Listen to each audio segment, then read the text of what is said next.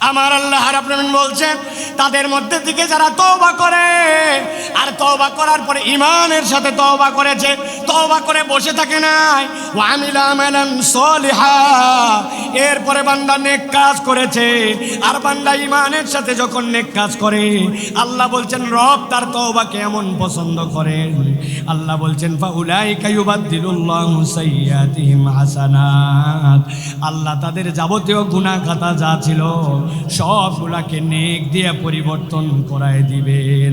ওয়া কানাল্লাহু গফুরুর রহিমা, আল্লাহ বলছেন নিশ্চয় আল্লাহ রাব্বুল আমিন বান্দাদের জন্য গফুর, ক্ষমাশীল, বান্দাদের জন্য দয়াদ্র। এত বড় মাহফিল আসলাম আর হই হই করলাম, জোরে জোরে স্লোগান দিলাম আর চলে গেলাম, কোনো লাভ হবে না। আমাদের জন্য ভালো করে বোঝেন, আল্লাহ রাব্বুল আমিন বলছেন আজকের ময়দানে আপনি আসছেন, আল্লাহর কাছে আপনি শপথ নেন, রব্বুল আমিন আমার গুনাহ আছে, আমার অপরাধ আছে, আমার ভুল আছে, কিন্তু আমি আজকে তওবা করতেছি রব, তুমি আমার একমাত্র ইলাহ হিসাবে সাক্ষ্য দেওয়ার পরে আমার ভুল থেকে আমি সরে আসতে চাই।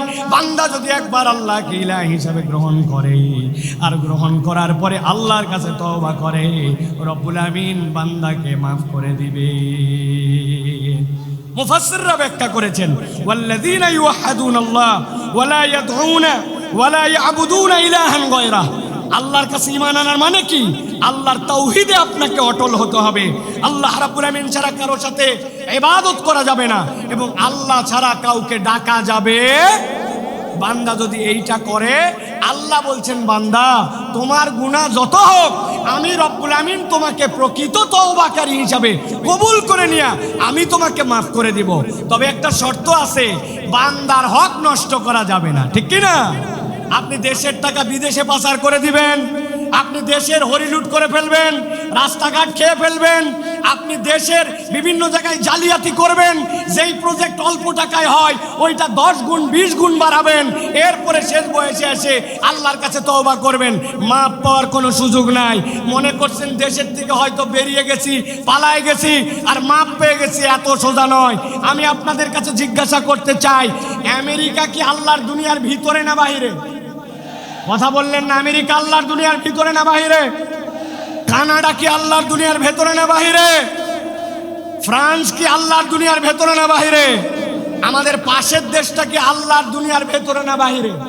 আলহামদুলিল্লাহ, দয়াময় মেহেরবান মাহবুদ আল্লাহ রাব্বুল আলামিনের কাছে আমরা সর্বপ্রথম কালেমাতুশ শুকর আদায় করছি যে আল্লাহ রাব্বুল আমিন আমাদেরকে লক্ষ কোটি মানুষের মাঝ থেকে দৌলতে ঈমান দান করে আজকের এই পেকুয়ার ঐতিহাসিক ময়দানে ইয়াউমুল জুমাতে আল্লাহ রাব্বুল আলামিনের কাছে সাইয়্যিদুল আইয়ামে আমাদেরকে জুমা পড়ার জন্য এবং আমাদেরকে কোরআন থেকে কথা শোনার জন্য আসার বসার তৌফিক, যোগ্যতা, সুস্থতা, মন মানসিকতা, পরিবেশ পরিস্থিতি দান করেছেন।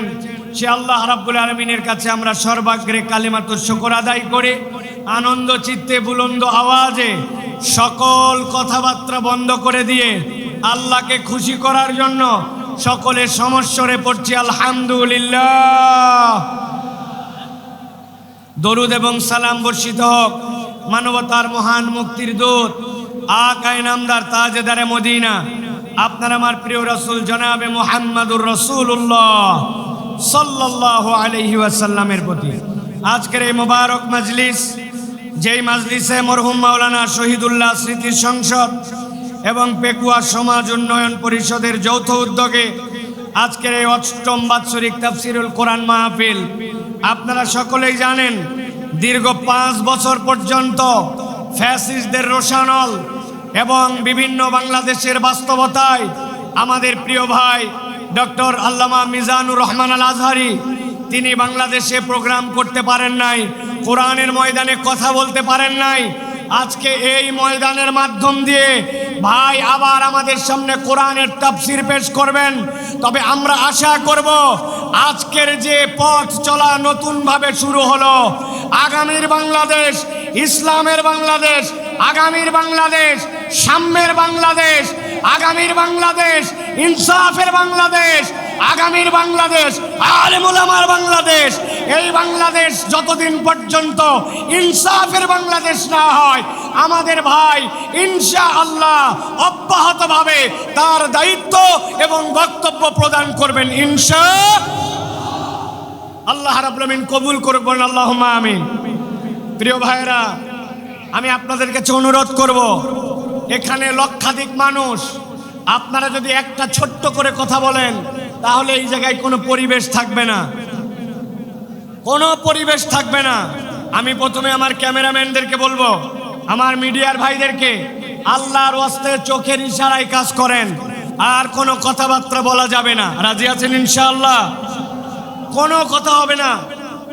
শোনেন, আপনাদের কাছে আমি বলি, ক্যামেরাম্যান সহ আমাদের অডিয়েন্সদের জন্য, আপনারা গতকালকে আমাদের ভাইয়ের স্ট্যাটাসটা কি আপনারা দেখেছেন?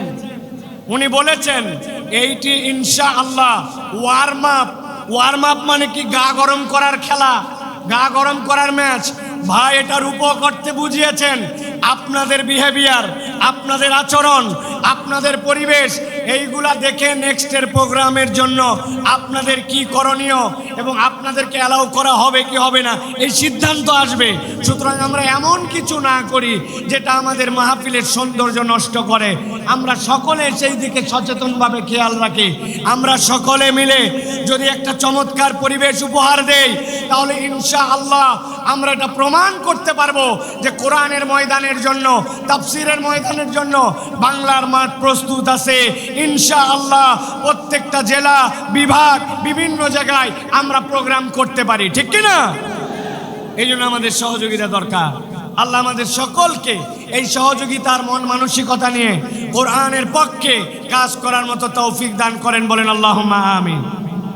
প্রিয় ভাইরা, জুমা পূর্ব এই সংক্ষিপ্ত অধিবেশনে আমি আপনাদের কাছে মূল্যবান একটি বিষয় থেকে সংক্ষিপ্ত কিছু কথা বলবো। প্রিয় ভাইরা, সময় অত্যন্ত সংক্ষিপ্ত, কিন্তু বিষয়টা অত্যন্ত গভীর। আজকে আমরা এই সংক্ষিপ্ত সময়ে যে বিষয়টিতে কথা বলতে চাই সেটি হচ্ছে, মানুষ এই দুনিয়ার জীবন যখন শেষ করবে, দুনিয়ার জীবন শেষ করে মানুষ আবার আল্লাহ রাব্বুল আলামিনের সামনে যাবে। যখন মানুষ আল্লাহ রাব্বুল আলামিনের সামনে যাবে এবং আল্লাহর কাছে তার আমলনামা নিয়ে উত্থিত হবে, দুনিয়ায় যেরকম ঘরে পর্দায় সকল মানুষ একসাথে থাকে, ওই দিন আল্লাহ রাব্বুল আলামিনের সামনে সব মানুষ একভাবে উঠবে না। হাসরের ময়দানে মানুষদেরকে আল্লাহ রাব্বুল আলামিন হিসাবের বেলায় 4 দলে বিভক্ত করবেন।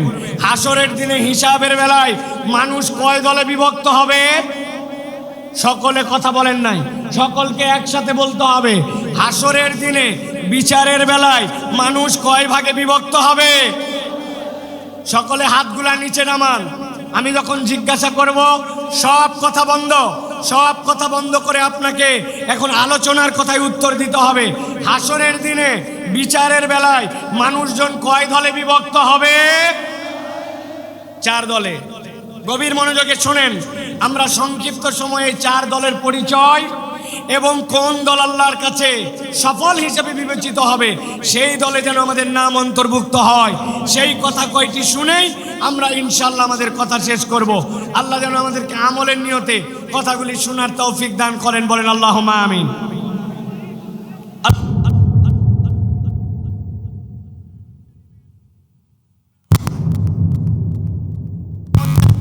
আল্লাহ রাব্বুল আমিন কিয়ামত পর্যন্ত আগত মানুষদের জন্য বলছেন, দুনিয়ার মানুষ ভালো করে খেয়াল করো।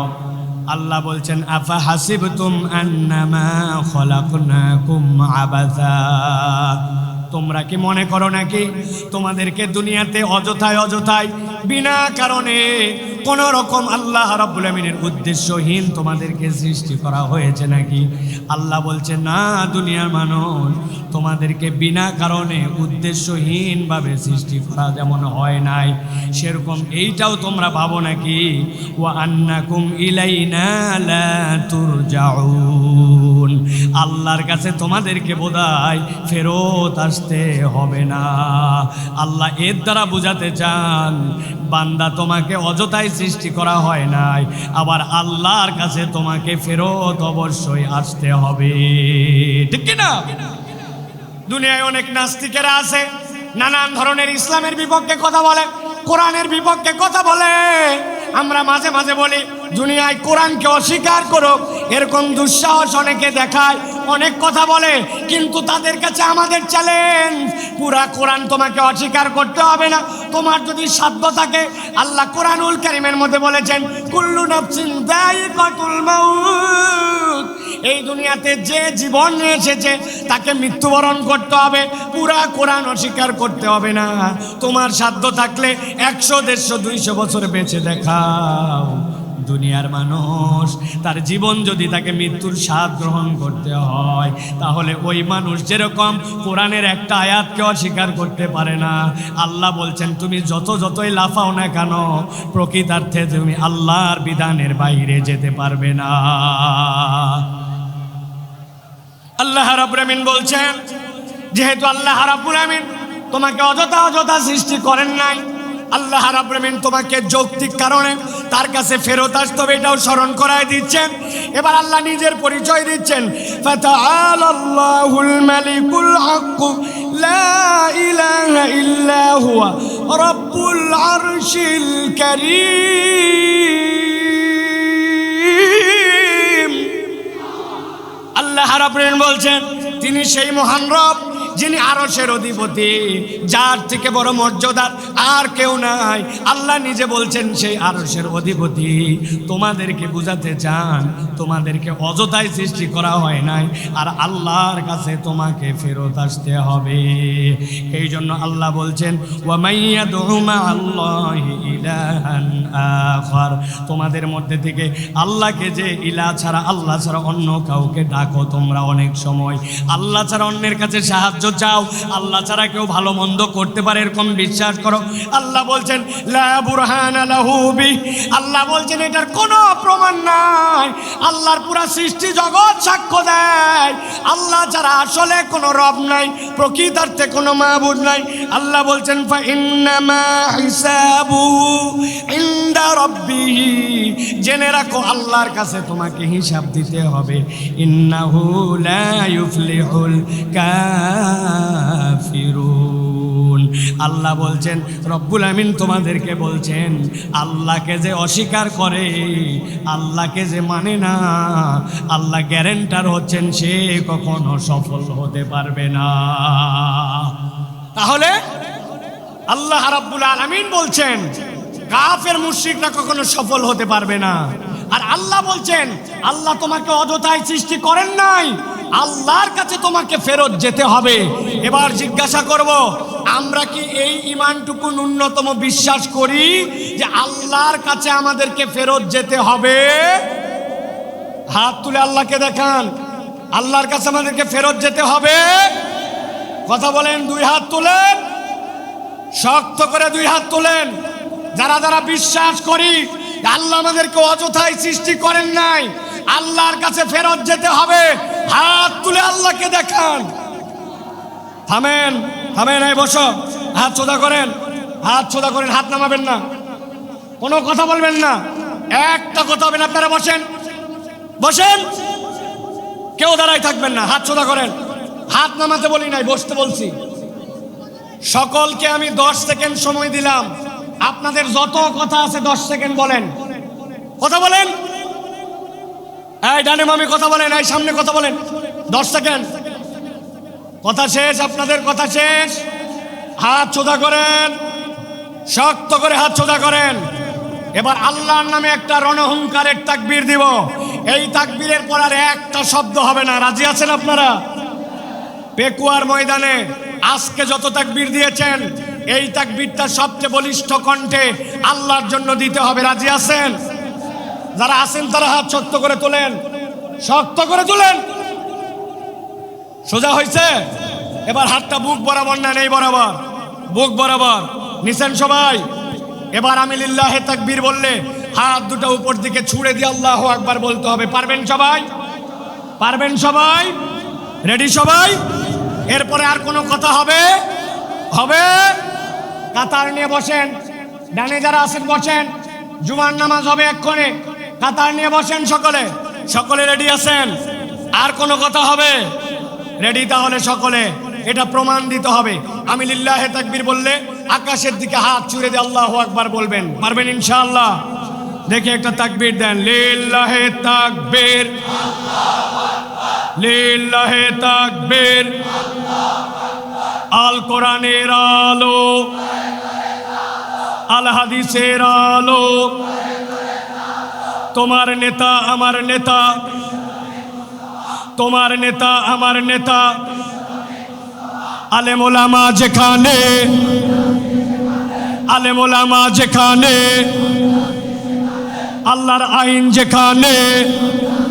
হাসরের ময়দানে মানুষ মূলত আল্লাহর কাছে চার ভাবে তার আমল নামা নিয়ে উত্থিত হবে। কয়ভাবে? চার ভাবে। এক নম্বর, আল্লাহ বলছেন একদল লোক বিনা হিসাবে জান্নাতে যাবে, সুবহানাল্লাহ বলেন, নাউজুবিল্লাহ বলেন। আরেক দল লোক হিসাব হবে, কিন্তু হিসাবটা আল্লাহ সহজ করে দিবেন, জান্নাতে যাবে। আরেক দল লোক হিসাব হবে, কিন্তু হিসাবটা এমন কঠিন হবে ওই ব্যক্তিরা আল্লাহ রাব্বুল আলামিনের কাছ থেকে নিষ্কৃতি পাবে না। এই চার দলের মধ্যে সবচেয়ে সহজ দল হবে তারা, যেই মানুষগুলা আল্লাহ রাব্বুল আলামিনের কাছে গুনাহ থাকবে, অপরাধ থাকবে, কিন্তু আল্লাহ রাব্বুল আলামিন তাদেরকে ক্ষমা করে দিয়া বিনা হিসাবে জান্নাতে পাঠাবেন। আমরা বিনা হিসাবে জান্নাতে হতে চাই কিনা? চাই কিনা? ভালো করে খেয়াল করেন। আল্লাহ রাব্বুল আলামিন বলছেন একদল লোক আল্লাহ রাব্বুল আলামিনের সামনে গুনাহ খাতা থাকবে, কিন্তু আল্লাহর কাছে আসার আগে ওই মানুষগুলো আল্লাহর কাছে তওবা করেছে। আমার নবী বলছেন কেমন তওবা করছে জানো নাকি? আল্লাহ নবী বলছেন আত-তাইবু মিনাজ যামবি কামান লা যামবালা, এমন ভাবে তওবা করছে ওই বান্দাটার যেন গুনাহই ছিল না। আল্লাহ রাব্বুল আমিন বলছেন সূরা ফুরকানের মধ্যে, আল্লাহ বলছেন যেই বান্দাটা তওবা করবে, তওবা করার পরে ওই বান্দাটা আল্লাহ রাব্বুল আমিনের কাছে ক্ষমা চাবে, আল্লাহ রাব্বুল আমিনের কাছে যে ক্ষমা চাইবে সেইটা শর্ত মতো তার জন্য হওয়া লাগবে। আল্লাহ কোরআনে বলছেন ইল্লা মান তাবা ওয়া আমানা ওয়া আমিলা আমালান সালিহা ফাউলাইকা ইউবাদদিলুল্লাহু সাইয়্যাতিহিম হাসানাত। আমার আল্লাহ রাব্বুল আমিন বলছেন তাদের মধ্যে থেকে যারা তওবা করে আর তওবা করার পরে ঈমানের সাথে তওবা করেছে, তওবা করে বসে থাকে নাই, ওয়া আমিলা আমালান সালিহা, এরপরে বান্দা নেক কাজ করেছে, আর বান্দা ঈমানের সাথে যখন নেক কাজ করে আল্লাহ বলছেন রব তার তওবাকে এমন পছন্দ করেন। আল্লাহ বলছেন ফাউলাইকা ইউবাদদিলুল্লাহু সাইয়্যাতিহিম হাসানাত, আল্লাহ তাদের যাবতীয় গুনাহ খাতা যা ছিল সবগুলাকে নেক দিয়ে পরিবর্তন করায় দিবেন। ওয়া কানাল্লাহু গফুরুর রহিমা, আল্লাহ বলছেন নিশ্চয় আল্লাহ রাব্বুল আমিন বান্দাদের জন্য গফুর, ক্ষমাশীল, বান্দাদের জন্য দয়াদ্র। এত বড় মাহফিল আসলাম আর হই হই করলাম, জোরে জোরে স্লোগান দিলাম আর চলে গেলাম, কোনো লাভ হবে না আমাদের জন্য। ভালো করে বোঝেন, আল্লাহ রাব্বুল আমিন বলছেন আজকের ময়দানে আপনি আসছেন, আল্লাহর কাছে আপনি শপথ নেন রব্বুল আমিন আমার গুনাহ আছে, আমার অপরাধ আছে, আমার ভুল আছে, কিন্তু আমি আজকে তওবা করতেছি রব, তুমি আমার একমাত্র ইলাহ, ওই ইলাহ হিসাবে সাক্ষ্য দেওয়ার পরে আমার ভুল থেকে আমি সরে আসতে চাই। বান্দা যদি একবার আল্লাহকে ইলাহ হিসাবে গ্রহণ করে আর গ্রহণ করার পরে আল্লাহর কাছে তওবা করে, রব্বুল আমিন বান্দাকে মাফ করে দিবে। মুফাসসিররা ব্যাখ্যা করেছেন ওয়াল্লাযীনা ইউওয়াহ্হিদুনাল্লাহ ওয়া লা ইয়াদউনা ওয়া লা ইয়াবুদুনা ইলাহান গায়রাহ, আল্লাহর কাছে ঈমান আনার মানে কি? আল্লাহর তাওহীদে আপনাকে অটল হতে হবে। আল্লাহ রাব্বুল আমিন ছাড়া কারোর সাথে ইবাদত করা যাবে না এবং আল্লাহ ছাড়া কাউকে ডাকা যাবে। বান্দা যদি এইটা করে, আল্লাহ বলছেন বান্দা তোমার গুনাহ যত হোক আমি রব্বুল আমিন তোমাকে প্রকৃত তওবাকারী হিসাবে কবুল করে নিয়া আমি তোমাকে মাফ করে দিব। তবে একটা শর্ত আছে, বান্দার হক নষ্ট করা যাবে না, ঠিক কি না?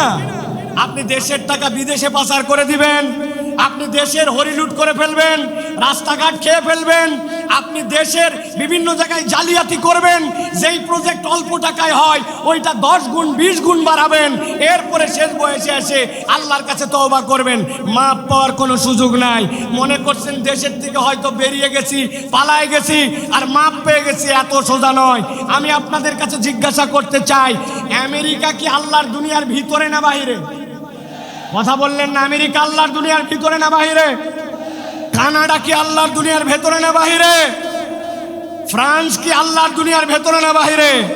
আমাদের পাশের দেশটা কি আল্লাহর দুনিয়ার ভেতরে না বাহিরে? বললেন না যে আল্লাহর দুনিয়ার ভেতরে না বাহিরে? আপনি কেমনে ভাবলেন আশপাশে পালাই যে আমি চির মুক্তি পেয়ে গেলাম? আমি আমার ভাষায় বলি, ফুটবল খেলা মাঝে মাঝে শুরু হয়, সেন্টার থেকে বল নিয়ে খেলতে খেলতে এপা ওপা করে ডিয়ের মধ্যে যায়, ডিয়ের মধ্যে থেকে এরপরে গোল দিকে কিক করে। আপনার কেবলমাত্র দৌড়ানি শুরু হয়েছে, এখনো বহুত দৌড়ানি বাকি আছে। আল্লাহর ধরা সবচেয়ে বড় ধরা। আল্লাহ ধরে না, কিন্তু ধরলে আল্লাহ ছাড়ে না, ঠিক কিনা?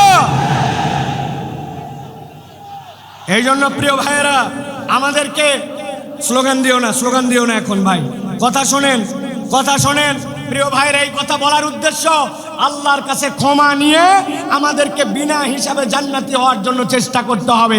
এটা একটা দল কয়টা বলছি? 4টা। চলেন এবার 2 নম্বর দল। বসেন আপনি। 2 নম্বরে কথাগুলো মনোযোগ দিয়ে শোনেন। আল্লাহ রাব্বুল আলামিন বলছেন, একদল লোকের কোনো হিসাবই হবে না, বিনা হিসাবে জাহান্নামে ঢুকায় দেওয়া হবে। নাউজুবিল্লাহ বলেন। আল্লাহ কোরআনে বলছেন সূরা বাকারা 217 নম্বর আয়াতের মধ্যে, ওয়া মাইয়ারতাদিদ মিনকুম আন দীনিহি ফায়ামুত ওয়া হুয়া কাফির ফাউলাইকা হাবিতাত আ'মালুহুম ফিদ দুনিয়া والآخرة وأولئك أصحاب النار هم فيها خالدون।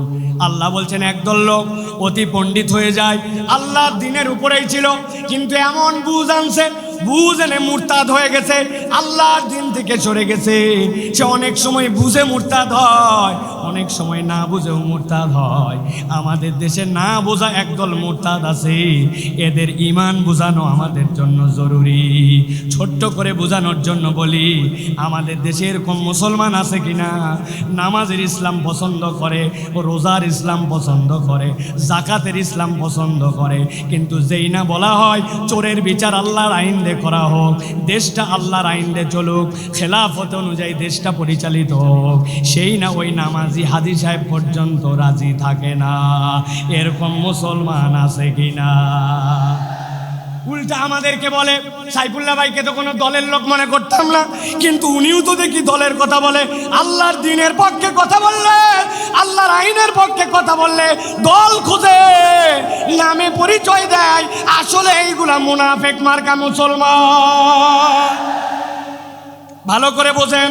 আল্লাহ বলছেন, কেউ যদি আল্লাহর দিন থেকে মুখ ফিরায় নাই, ফায়ামুত ওয়া হুয়া কাফির, এই অবস্থায় যদি মারা যায় তাহলে সে কাফের।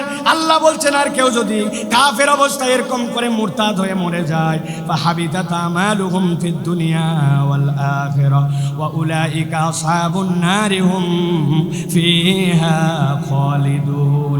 এই মানুষগুলাকে চিরস্থায়ী জাহান্নামে ঢুকানো হবে, এদের কোনো বিচার হবে না, সরাসরি জাহান্নামে যাবে। অতএব যাই করি নাই করি, কখনো আল্লাহর দিনের থেকে মুখ ফিরানো যাবে না। আর নিজের পণ্ডিতি কাটায়া আল্লাহর বিধান নিয়ে কোনো বাজে কথা বলা যাবে না, ঠিক না? খুব সাবধান প্রিয় ভাইরা।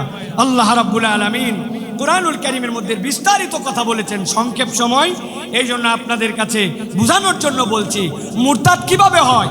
ওরা মনে করে নবীর তরিকা ঠিক না, নবীর পদ্ধতি পছন্দ করে না, আল্লাহর বিধান আগে ঠিক মনে করত, কিন্তু এখন মনে করে আল্লাহর বিধান বোধহয় বাংলাদেশের জন্য, আমাদের সমাজের জন্য অচল। এরকম যদি মনে করে, ও যত হাজী সাহেব গাজী সাহেব হোক না কেন, আল্লাহর কাছে সে মুরতাদ হয়ে যাবে, বিনা হিসাবে জাহান্নামে। আল্লাহ হেফাজত করুন, আল্লাহুম্মা আমিন। প্রিয় ভাইয়েরা, এবার চলেন আমরা 3 নম্বর দলের মধ্যে যাব। 3 নম্বর দল কি এটা একটু বুঝতে হবে। সেটা হচ্ছে হিসাব হবে, কিন্তু আল্লাহ বলছেন ওই হিসাবের পরে তাকে জান্নাত দেওয়া হবে। তবে হিসাবটা তার জন্য যে হবে, ওই হিসাবটাতে তার আমল নামায় আমলটা পরিমাপে দেখা হবে না, আমলটা ওজনে দেখা হবে। কিসে দেখা হবে? কথা বলেন, আমল কি আমাদের পরিমাপ হবে না ওজন হবে? আমার দিকে তাকান, কি হবে? ওজন হবে। এখন কথা হচ্ছে যে আপনার আমল নামায় সওয়াবও আছে, গুনাহও আছে, কিন্তু আমল নামাতে আমার ওজনটা কেমনে ভারী হবে? আমি আপনাদের কাছে বলতে চাই, একটা মানুষের জীবনে যদি তার আমল নামায় 3টা জিনিস যুক্ত থাকে, তাহলে তার আমল নামা ওজনে ভারী হয়। সুবহানাল্লাহ বলেন। 1 নম্বরে আপনার আমল নামার মধ্যে ঈমান লাগবে। কি লাগবে? একটা মুখ বন্ধ থাকবে না। আমল নামাতে ওজনে ভারী করতে হলে প্রথমে বলতে হবে কি লাগবে? জোরে বলেন, ঈমান। ওই যে দাঁড়ায় আছেন যারা, কি লাগবে? ঈমান। ঈমান নাই আপনার কিচ্ছু নাই, ঈমান আছে আপনার কিছু আছে। সুবহানাল্লাহ বিহামদি। এই যে তরুণেরা ওয়াজ শোনার জন্য চলে আসছে, কিন্তু এর মধ্যে অনেকেই আছে ঈমানের বেসিক হচ্ছে সালাত, অথচ সেই সালাত আদায় করে না। আছে কি না? আমি আপনাদের কাছে একটা ছাত্র আর একটা শিক্ষকের একটা দৃষ্টান্ত দিব 30 সেকেন্ডে, ভালো করে খেয়াল করেন। এক ছাত্রকে তার ওস্তাদ জিজ্ঞাসা করছে, বলো তো দুনিয়াতে নামাজ পড়ে না কারা কারা? ওই ছেলে ভেবে চিনতে বলছে, ওস্তাদ দুনিয়াতে নামাজ পড়ে না 3 শ্রেণীর লোক। কয় শ্রেণী? কথা বলেন। 3 শ্রেণী। বলো তো 1 নম্বর কে? বলছে 1 নম্বর যে পাগল অথবা অজ্ঞান। মাশাআল্লাহ। 2 নম্বর কে? বলছে ওস্তাদ 2 নম্বর যে মৃত, সে নামাজ পড়ে না। মরা মানুষ নামাজ পড়ে? উল্টা নামাজ পড়া লাগে। বলছে মাশাআল্লাহ। এবার 3 নম্বর বলো। বলছে 3 নম্বর হচ্ছে যে অমুসলমান। তাহলে নামাজ পড়ে না কয় শ্রেণী? 1 নম্বরে পাগল অথবা অজ্ঞান বলেন, 2 নম্বরে মৃত, 3 নম্বরে অমুসলমান। এবার পেকুয়ার লক্ষ মানুষকে সামনে নিয়ে জিজ্ঞাসা করতে চাই, যারা এখানে আছেন দাঁড়ায় বসে দূরে কাছে, আমরা কি পাগল অথবা অজ্ঞান? আমরা কি মৃত? আমরা কি অমুসলমান? আপনি কিন্তু ফাইসে গেছেন, নামাজ পড়েন নাই। বলছে এই তুই কি পাগল? বলছে না। তাহলে মরা না, অমুসলমান না। তো আপনি পাগল না, মরা না, অমুসলমান না, আপনি নামাজ পড়বেন না, তা হবে না। ঠিক কি না? ঈমানের পরে সবচেয়ে গুরুত্বপূর্ণ এইটা হচ্ছে আপনার আমার জন্য সালাত। তাহলে আমলে ওজন বাড়ানোর জন্য কাজ 3টা। 1 নম্বর ঈমান লাগবে। কি লাগবে? 2 নম্বর লাগবে নিয়ত সহি লাগবে, আপনার নিয়তটা বিশুদ্ধ লাগবে। নিয়ামতুল্লাহ নিজামির কথা, মোটরসাইকেলে আসতে আসতে আমার চোখটা ছলছল হয়ে গেছে। বল সাইফুল্লাহ ভাই, এত লক্ষ লক্ষ লোক দেখানোর জন্য আয়োজন করি নাই। আমার আব্বা ইন্তেকাল করে গেছেন, এলাকাবাসী অনেক মানুষ মারা গেছে। একটা লোক যদি দোয়া করে, আমার বাপ যদি সেখান থেকে নিষ্কৃতি পায়, আর মানুষ যদি কোরআনের বার্তা নিয়ে কোরআনের পক্ষে বাড়িতে যায়, আমার আয়োজন সফল ভাই, একটু দোয়া করবেন। নিয়ামতুল্লাহ যদি মনে করতো অনেক টাকা দিছে, দেখ কত বড় আয়োজন করি, আয়োজনের 1 পয়সাও দাম নাই। এই জন্য আমলটা লাগবে ইখলাসের সাথে আল্লাহর জন্য। ঠিক কি না? আমল করব কার জন্য? আল্লাহর জন্য। আর আমল নামায় যদি ওজন বাড়াতে চান, 3 নম্বর পয়েন্ট হচ্ছে নবীর তরিকায় করা লাগবে। কার তরিকায়? নবীর তরিকায়। এইটার মধ্যে কথা আছে প্রিয় ভাইরা, আমরা নবী সাল্লাল্লাহু আলাইহি ওয়াসাল্লামের তরিকা মানতে চাই। ঠিক কি না? কথা বলেন। কিন্তু আমরা যুক্তি তর্কে গেলে অনেক সময় নবীর বিপক্ষে আমরা কথা মানবো না বলি, কিন্তু আবার ওই মানুষটাই যুক্তি তর্কে উল্টায় ফেলে। আমি আপনাদের কাছে জিজ্ঞাসা করতে চাই, আপনার এলাকায় জুম্মার নামাজের মুসল্লি বেশি হয় না ঈদের? কথা মনে হয় বুঝেন নাই। জুম্মা না ঈদের? এবার বলেন তো ভাই, ঈদের দিন আপনার এলাকায় ঈদের জন্য আজান দেওয়া হয়, একামত হয়। নবীজির সময় লোকজন কম ছিল, এই জন্য আজান একামত হতো না। আজকের পেকুয়ার মাহফিল থেকে সিদ্ধান্ত নিব, এবার রোজার ঈদ থেকে আমরা আজান দিব, একামত দিব, দিয়ে ঈদের নামাজ আদায় করব। রাজি আছেন? কেন রাজি নাই? আজান একামত খারাপ নাকি? বলবেন হুজুর আলটা পাল্টা কথা বলেন না, নবী যা করে নাই আমরা তা করবো কেন? আচ্ছা ঠিক আছে, ওইটা বাদ দিলাম। এবার আজকে একটা আমল আমরা করলে কেমন হয়? নবীজি ছিলেন মাসুম, সাহাবায়ে কেরাম ছিলেন আদুল, তাদের গুনাহ খাতাই ছিল না। আমাদের গুনাহ খাতা কম না বেশি? যাদের বললেন না তারা মনে হয় আল্লাহর ওলি। গুনাহগাদা কম না বেশি? আজকে আমরা নবীজির সময় জুমার নামাজে 2টা করে সিজদা হতো। জিজ্ঞাসা করব সিজদা দেওয়া ভালো কাজ না খারাপ কাজ? ভালো কাজ। তো আমরা ভালো কাজ, এই জন্য আজকের জুমায় আমরা 4টা করে প্রত্যেক রাকাতে সিজদা দিব। কারা কারা রাজি আছেন হাত তোলেন। আপনারা জুমায় 4টা সিজদা দিবেন? কারা কারা রাজি আছেন? আছেন কেউ? বলে হুজুর আলগা কথা বলেন না, জুমার নামাজ নবীর ওখান থেকে সিলেক্ট করা। আমি বুঝানোর জন্য বললাম, যেই লোক জুমার নামাজের সিজদা ভালো কাজ, তাও 4টা দিবে না, ঈদের নামাজের আজান দিবে না, একামত দিবে না, ওই মানুষকে যদি বলা হয় এটা নবী করে নাই, এটা বিদআত, এটা ছেড়ে দেন, তখন বলবে আমার দাদা কি বুঝতো না, আমার বাপ কি বুঝে নাই, আমার আগের ইমাম সাহেব কি জানে নাই। এই কথা বলে বলে নবীর তরিকার থেকে নিজেকে সরায়। আপনি আপনার আমল নামায় যদি ওজনে বাড়াতে চান, গুনাহ আছে কিন্তু ওজনে বাড়াতে চান, ঈমান লাগবে, ইখলাস লাগবে, নবীর তরিকায় আমল হওয়া লাগবে। নবীর তরিকায় আমল নাই, আল্লাহর কাছে তার 1 পয়সাও দাম নাই। কথা পরিষ্কার? আল্লাহ রাব্বুল আমিন আমাদেরকে বোঝার তৌফিক দান করেন। আল্লাহ রাব্বুল আমিন আমাদেরকে রাসূলুল্লাহ সাল্লাল্লাহু আলাইহি ওয়াসাল্লামের পথ পদ্ধতি মেনে নিয়ে চলার তৌফিক দান করেন। 30 সেকেন্ড একটা উদাহরণ দিয়ে রাখি। মাছ কিনতে যান বাজারে, 1000 টাকা কেজি ইলিশ মাছ, গাগর মাছ ভিজায় রাখছে পানির মধ্যে। আপনি বলছেন পানি ফেলায় দিবি, পানি অনেক ফেলায়, কিন্তু ফেলানোর পরেও 1 কেজি মাছের মধ্যে 20 গ্রাম পানি থেকে যায়। 1000 টাকা কেজিতে 20 গ্রাম পানিও বিক্রি হয়ে যায়, ঠিক কি না? আমাদের গুনাহ থাকবে, অপরাধ থাকবে, কিন্তু ঈমান যদি থাকে আর ইখলাস যদি থাকে, নবীর তরিকায় ইবাদত থাকে, তাহলে ওই পানি যেরকম বিক্রি হয়ে যায়, আমাদের গুনাহগুলো আল্লাহ রাব্বুল আলামিন মিটায় দিবেন। যে হিসাব হয়তো হবে, কিন্তু আল্লাহ আমাদেরকে জান্নাতের ফয়সালা করে দিবেন। অতএব আমাদেরকে সব সময় বিনা হিসাবে অথবা হিসাব হলেও বুঝে সুঝে আল্লাহর কাছে যাওয়ার জন্য চেষ্টা করতে হবে। আল্লাহ যেন আমাদেরকে আল্লাহর কাছে তার প্রিয় পাত্র হিসাবে ওঠার তৌফিক দান করেন। বলেন আল্লাহুম্মা আমিন। হাযা মা ইনদি ওয়াল ইলমু ইনদাল্লাহ। সুবহানাকা আল্লাহুম্মা ওয়া বিহামদিকা আশহাদু আল্লা ইলাহা ইল্লা আনতা আস্তাগফিরুকা ওয়া আতুবু ইলাইক। ওয়াসসালামু আলাইকুম ওয়া রাহমাতুল্লাহি ওয়া বারাকাতুহু।